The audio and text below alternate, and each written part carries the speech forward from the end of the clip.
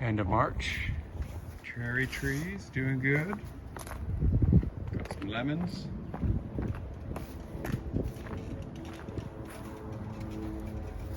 Grapevines coming in.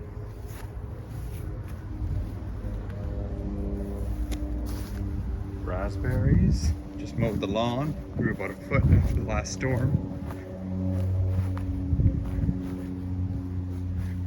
Apricot, Blenheim apricot. We got some buds here on the Asian pear, which is great. It's a bit worried about it, so it's coming in late. Apricot. Plums are doing good. Just planted some more raspberries there. So I've got a bunch of raspberries that all are coming in. There's our random peach tree. So here we are, end of March.